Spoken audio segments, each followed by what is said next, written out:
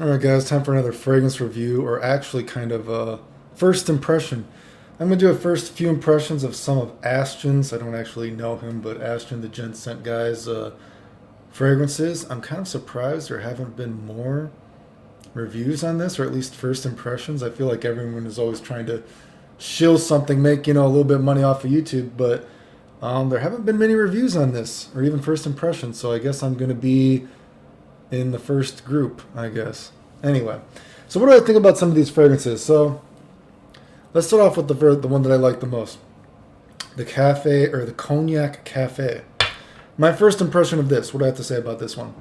Well, from the cap, it is super sweet.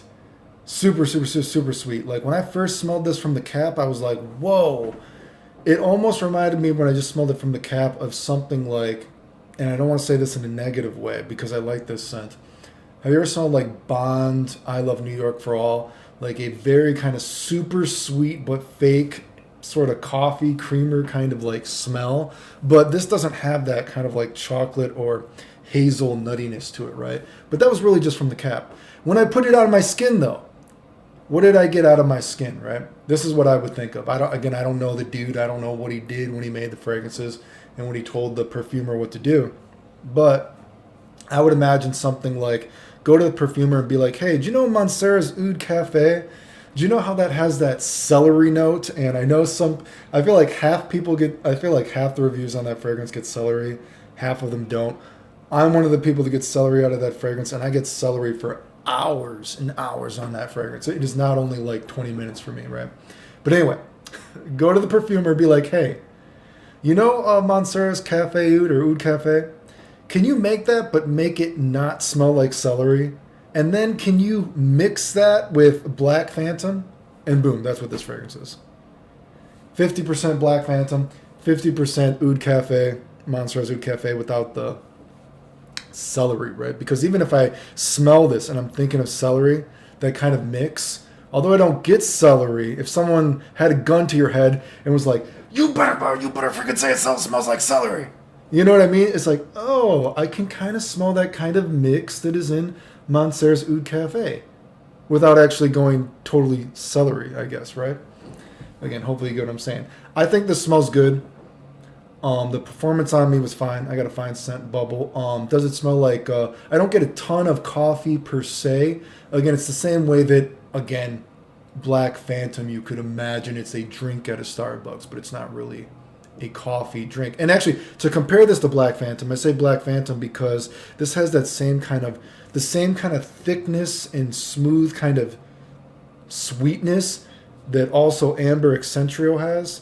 Black Phantom, Amber Accentrio, and this also have that kind of, it's like a very specific kind of sweetness that this perfumer does, like a mix of smoothness. This doesn't have that kind of smoky element that Black Phantom has, which is only in the beginning as well. So this isn't the opening of Black Phantom, but more of the dry down once it is transition. And does this smell like cognac? I have to take in a very aggressive breath. I don't know. That's a weird way to say it. I have to aggressively smell this to smell the cognac in it. It isn't something like, I know what came out recently, that Angel Share from By Killian. I know that's getting some hype in the community. Some people are saying it's super sweet. I'm one of the people that actually thinks it smells extremely boozy on me. This does not smell that boozy, right? I can smell it, but it smells very smooth, very refined. Again, so overall, what do I think? This is a winner for me. I like this one. Would I get it? Would I buy it? I'm too poor to buy it. But maybe I'll get a decant someday. I mean, so anyway, what do I think again? From the cap, I get almost a little bit of a, Bond, I Love New York for All, but without the chocolate, dusty cocoa stuff and hazelnut stuff. But on skin, it really just smells like a mix of Montserrat's Oud Cafe, but without the celery and Black Phantom. But I like it. Next one, Shades of Seduction. I don't think I can make this one as interesting. I guess I'd have to wear. I know some people are comparing this to Layton. I've smelled Layton before, and I've smelled other perfumed Marley stuff. I guess offhand it isn't reminding me of Layton, but Layton isn't something that I wear a lot of. But certainly, I will say from the perspective of, if you are one of those people that thinks that, which a lot of people in the community do, that Parfum de Marly makes expensive, mass-pleasing fragrances, if you will. I guess I can smell this and I can think of a DNA that this could be a Parfum de Marly fragrance. But that's fine. I mean, I like Herod. You know, I like a few Parfum de Marly stuff. But I guess what I'm saying for that, my first impression of is it smells good when I wear it, but would I buy it? No, probably not. It just doesn't have anything to me, someone who's been into fragrances for so long.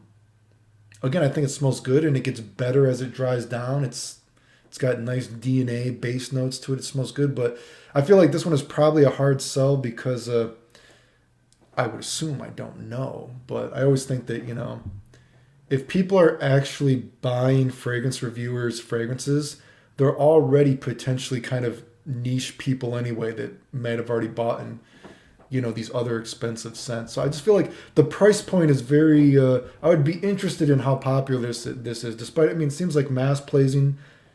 Smells like a good thing, but it doesn't make me feel any kind of emotion that I could tell a story with per se. But performance, I saw some people saying they didn't get good performance out of this. I mean, again, it was only a first impression. I tried it a day. It wasn't blasting off my skin, but it lasted the entire day on me. So I don't know. Just okay, I guess. Anyway, next one. We have Victorian tobacco. What did I think of Victorian tobacco? Well, I guess the idea was, how about this?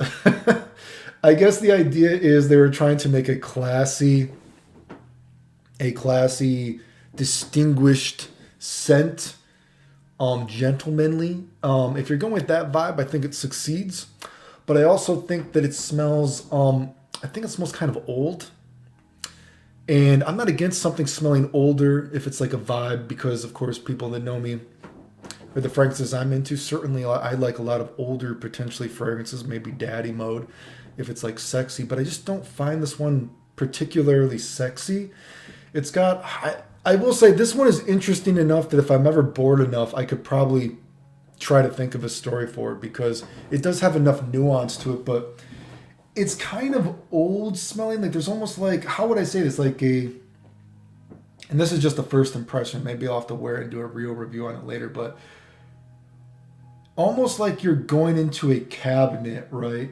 An old dusty cabinet, and you're trying to find some tobacco or something like that.